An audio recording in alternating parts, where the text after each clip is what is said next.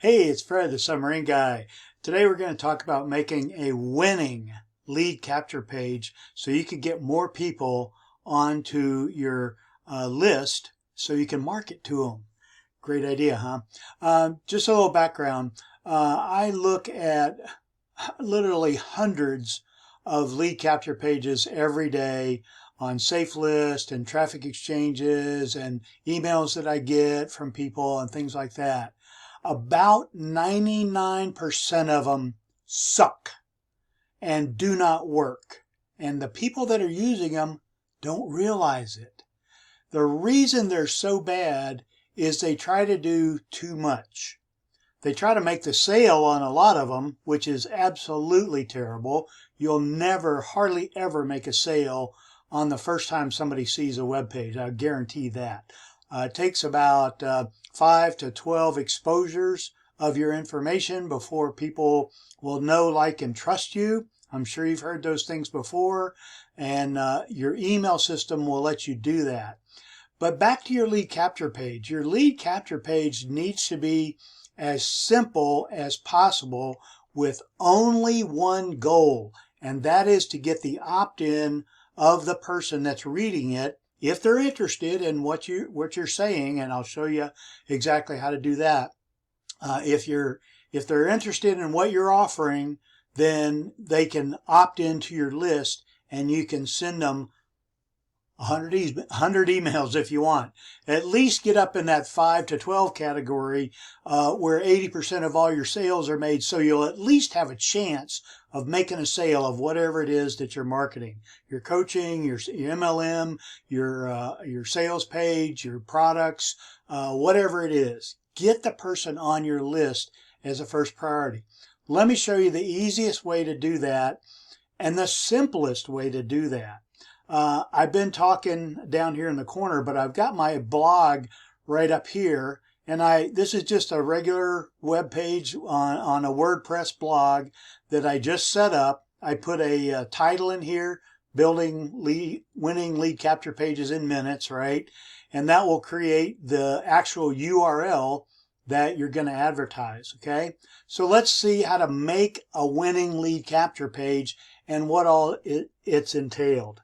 I did create a couple of lines of verbiage that I wanted to put in here so that I don't have to make them up while I'm on the video here. But just to show you how easy it is to make a web page with WordPress, how to make a lead capture page, okay?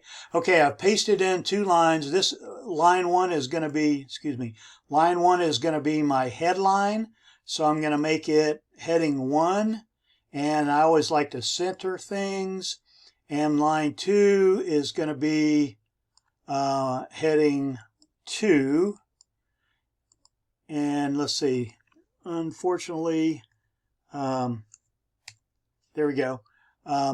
When you do that in Notepad, it puts in soft returns, so it doesn't, you need a hard return to get heading 2 to show up there. Okay, heading 2 is up there.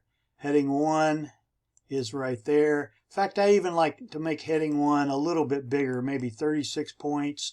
And heading 2, we'll make heading 2 maybe 24 points. Okay. That's just so they'll show up good on the web page.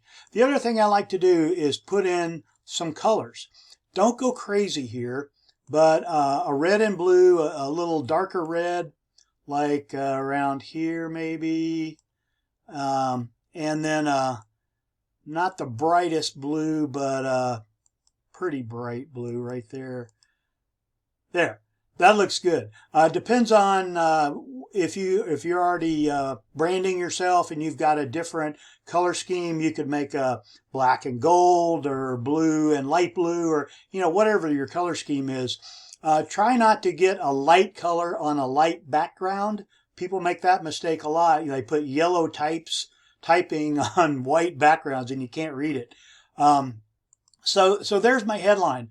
I've got formulas for headlines. I'll include my 300 power words and phrases document on this blog post once it's published, so that you can see get the formulas for good headlines. It's how to do something that you really want to happen, pull in fast cash, without doing something you really don't want to do, like in my case, without talking to anyone, right? So that's a little formula that you can use. There's a bunch of formulas that work. This is one of my favorites. I always put in a second line here to say how we're going to do this. New business model makes beginners into pros fast, okay? That tells you what's going to happen, but it doesn't tell you how. So the next thing you want, you put in a return there and center it again.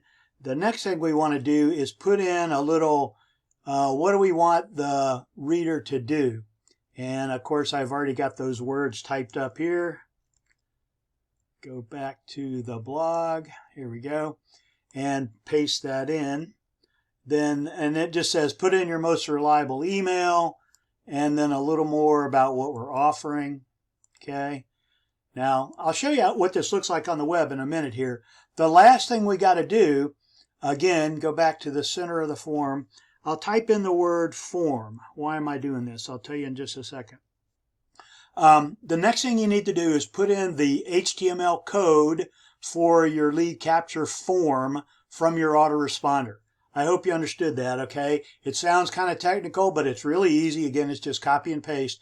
But I put the word form in here because that's where I want it. And I'll show you what happens in a minute. Okay, that's where I want my form.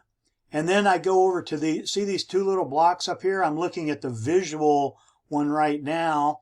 And if I click on text, you see the word form is highlighted there. That's where I'm going to put in that HTML code. Now, where do I get this HTML code? Guess what?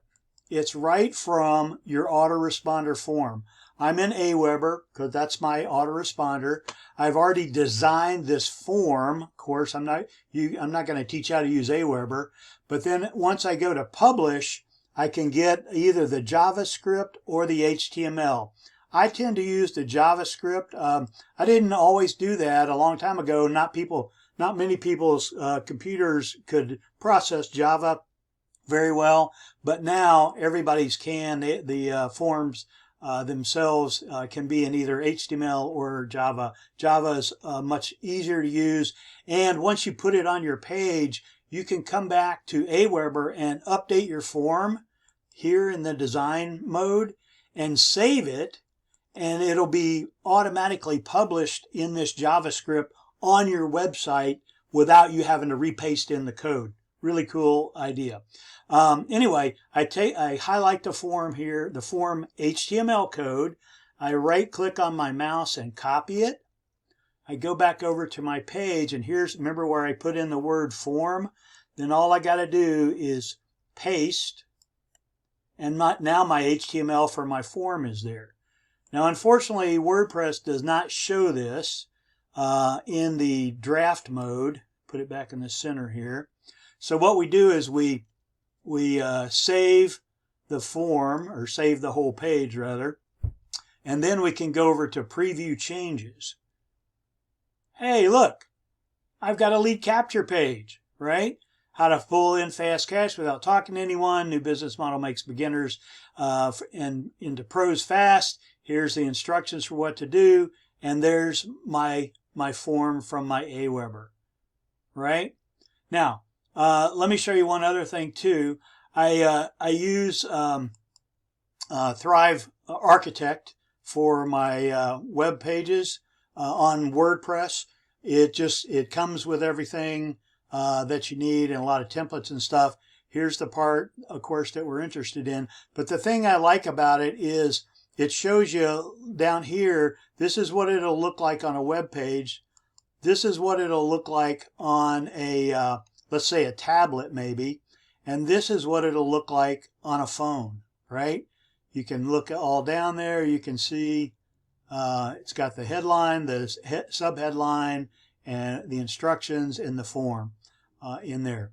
I'll show you how to get rid of these here in a minute too. Those are my social media icons there. Okay, but that's just what I just wanted to show you what it looks like. As long as you keep the format of things in single lines and things like that and centered, your form will look good on almost anything that people are looking at it with. A few other things to take into consideration. If you have the option of turning off the page title, say hide it. Same thing for breadcrumbs, images, and the display buttons, right? And then of course I go over, let's see, page attributes, I think. What is it? Oh wait, that's comments. Let's see, where's my page attributes? I was going to show you that.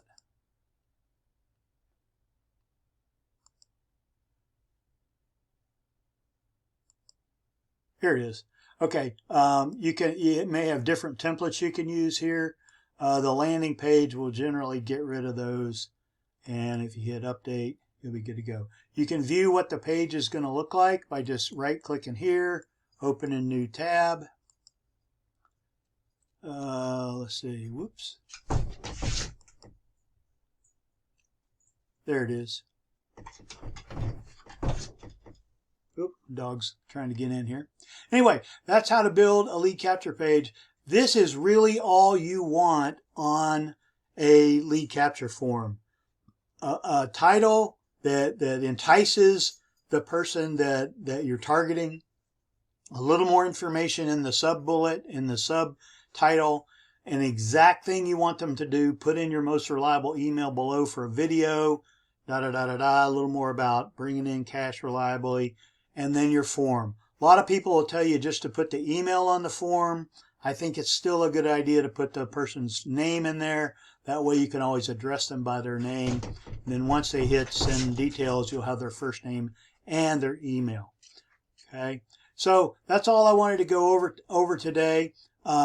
Keep this format so you can build your list and then sell people via your email list. You can send them back to a sales page. You can send them back to another video, another blog post, another audio, podcast, wherever you want to send them for more info from the email, but keep them on your email list to get them to know, like, and trust you so that you can have the possibility of making more sales. That's what this is all about. Don't send them to a sales page to start with. Don't send them in much more information than what's on here. I do have one more suggestion too that you could do, and that is to put all this information right here into a graphic, into something like Canva. I use Canva a lot for different purposes, but if you bring up a graphic like this, and I wouldn't have click here now in it, but you can put any kind of information in there and then save it and then put the graphic up here instead of the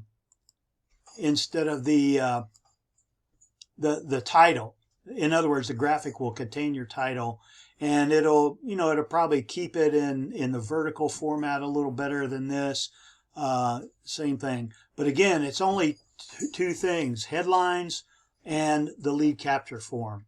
The only other thing, once you figure out a good format for your lead capture page and it's pulling 30, 40, 50% of the time, then you want to put your disclaimers and footnotes down here for your web page. Google likes to see those. Contact pages, disclaimers, terms and conditions, all those kind of things. I didn't go into putting those in today, but you can put those in once you've proven out your form, however you do that with your testing kind of thing. That's all I have for today. If you've got any questions, I'll put my email address down below. You can send me an email.